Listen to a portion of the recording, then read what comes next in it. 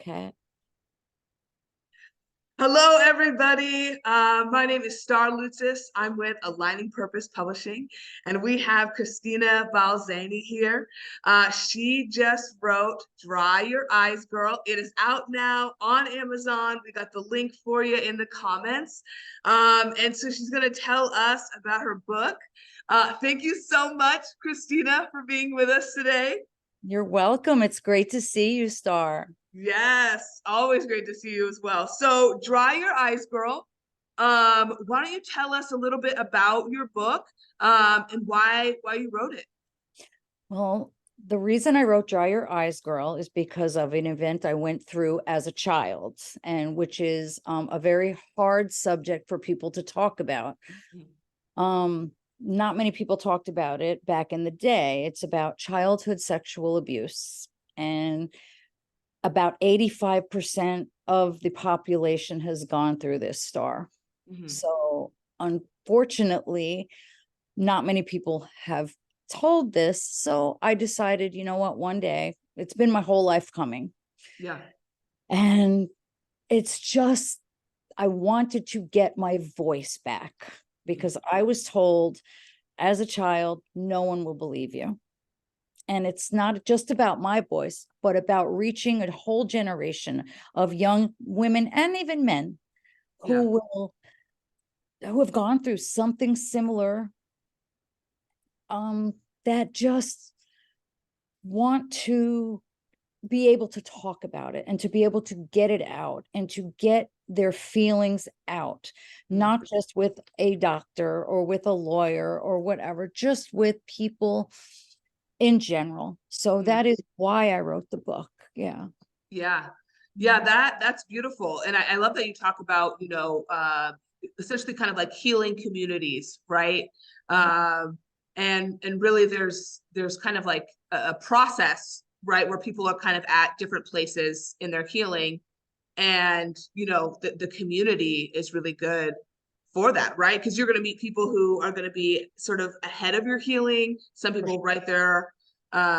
Yeah, so why don't you talk about, tell us, the process that it took you to kind of be able to heal, get your voice back, and then write Dry Your Eyes, Girl. Wow, it took a long time. It was a process. Like you hit the word on the nail. You hit the nail on the head when it comes to that word. The process was not having a voice until I was 32 years old. And I was having nightmares and dreams. And one day, all of a sudden, my ex-husband and I were lying in bed and I would be shaking. And I just saw Jesus dying on the cross. And I said, nobody loves you that much. And so right now, at this point in my life, Jesus is using it for good. But the process in the beginning was, I mean, I can't even say, like, the whole thing I went through, I want to say, codependency training. I went through therapy. I went through church, talking with people at churches. I went through trying to talk to my mother. My mother did not believe me. And that was the big thing. In my book, I mentioned that actually probably in the first chapter. She just patted me on the head and said, "Sweetie, no one's going to believe us." And that took me losing my entire voice for 27 years because I was 5 when I told her. But yeah, you talked about that in your book, right? Of how a couple chapters really are about, your voice and losing it and gaining it back, right? Now where you're at. And yeah, I'm just wondering if you would share a little bit about what that was like when your mom said, no, she's not going to believe you, to then, in your book at the you talk about how, you met with her and, forgave her, right? So there's that whole process in there. And I think, there's probably going to be tons of people who have tried to share their story and they Sure. weren't believed. And then now how do they then get that relationship back? I wonder, can you just like talk about that process? Well, as I was saying, I was in bed one night and I saw Jesus dying on the cross, and I decided to do something about it. And Jesus and I and therapists and everything else, I'm not going to go into all the details of that, but I actually wrote my mother a letter, and I did not send the letter. Then I wrote her another letter, and she called me up on the phone, and she called me Molly. So she says, Molly, what do you mean? If I had known? And I just called her up because I was living in Salt Lake City at the time. So she was in Virginia. So we weren't close, at the time. Okay. So she said, Molly, if I had known, I would have done something. I said, Mom, you knew when I was 5. And then she said to me, I just didn't believe you. I'm so sorry. And in one of the chapters, I get into the detail of why she did not believe me. However, that was all I needed. That gave me such clarity. And I just needed my mother to believe me, because I was before that, while living in Salt Lake City, I had talked to my father and I talked to my brother and I asked, would you guys have believed me? They're like, yeah, we would have believed you, Christina. And I'm like, oh, well, I didn't know that at the time. Because as a 5-year-old girl, you're hearing just what your mom says, My parents were divorced. So I also explained that, I wasn't around mom a lot, but I just had that internal, that saying she wouldn't believe me. So you know what? That was the beginning of a really good journey, because my mother and I actually healed together. And we were closer than ever before she died. She passed in 2007 on Christmas Day. Yeah. So, my Jewish mother invaded Jesus's birthday. Anyway. Now you also talk about, finding safe people, right? In your book. And so maybe talk about that through the years where, you tried to reach out and were denied, and then how to then find safe people. How would you recommend? One of my solutions was talking through therapists and a lot of prayer. Safe people, you don't know that they exist when you're a 13-year-old girl and you're just getting out of 8 years of sexual abuse, for someone you trusted. So safe people do exist. And that is definitely one of my chapters in the book. They exist when you let them exist. Does that make sense?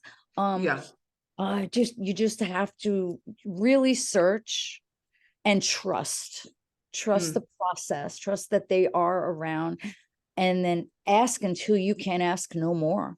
If you're a 13-year-old now, my advice to you would be, do not shut your mouth. Not shut your mouth ever. Because that is where your help will come from and your healing will come from. If you're a 20-year-old girl, if you're a 30-year-old, my goal is to reach an entire generation of people with Dry Your Eyes Girl, because we do not need to take this anymore. And it's funny because it came out the year that I can't remember the name. Sound of Freedom. Thank you. Yes. Sound of Freedom. And people have gone silent, and there's no more silence. My book is about ending the silence, for sure. Yeah. Oh man, that is powerful.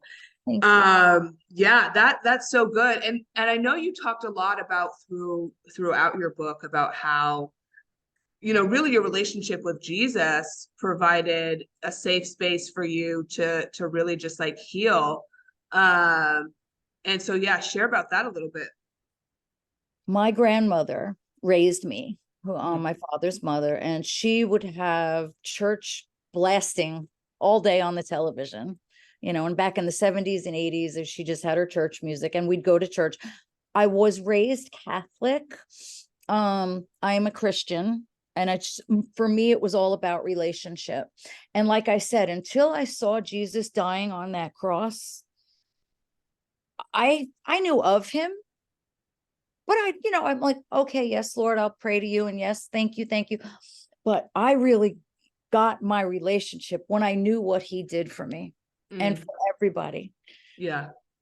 He died so we could live. And that's where I just started reading the Bible. And thank God for apps, because if I'd have read the whole paper Bible, I would have been so confused, because I am definitely not a big word person. It's funny that I wrote a book, but I definitely, he just guides you and he changes your heart. And that's it. Like, you just got to let him. Yeah. And when the time is right, he will call you. Will let you know. He comes knocking, as it says, and we have to knock too. Matthew 7:7 says, knock and you will find. I don't know the exact wording, but yeah. And then I live on Romans 8:28, that the Lord will work everything together for good. Those who love him are called into his purpose. I went through, and what many people go through is horrible. Nobody wants it. That is not God's intention. It's not God's intention. God's intention is, yes, okay, he's right there with you and he's holding your hand through this. And I explain in my book about my mother, how she kind of came to Jesus after 6 months before she died. Oh, wow. Yeah. And so thank you, Jesus. Yeah, that's powerful. Yeah, for sure. So up next with Dry Your Eyes Girl, what are your plans? I see myself talking at churches. I see myself as a speaker, telling my testimony. I'm not Joyce Meyer, but she is one of my, like, literally idols. I love her, and I love something to do, to do something where I can speak, and just my goal at the end of the day is to lead people to Jesus. Yeah. Lead people to Jesus. But I'm also into, I am offering coaching as well. Yes, right. I'd love to get some coaching under and do that. I have coached in the past. Yeah. At gratitude training. Shout out to gratitude. I definitely am a lover of that. I'm lover on one of people, and I just want to help as many people as I can. Yes. Oh man, I love it. And I am so excited to be on this journey with you, Christina.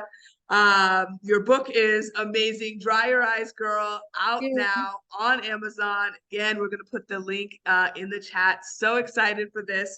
Christina, why don't you tell people where they can follow you more? I am on Facebook at Christina Balzani. I'm on Instagram at Stina Balzani, STEEENA. We'll have those in the link too. Yeah. Those are the two main ones. LinkedIn, I'm on LinkedIn, and I have the link. You have the link, right? Because that's a big long link. Yes. And there's Snapchat and other stuff, but I mostly follow my kids and spy on my kids on Snapchat. So. All right. Awesome. Well, thank you so much for joining us today, Christina. Again, Dry Your Eyes Girl, out now on Amazon. Pick it up today. All right. Until next time. Mwah. Yes. Bye-bye.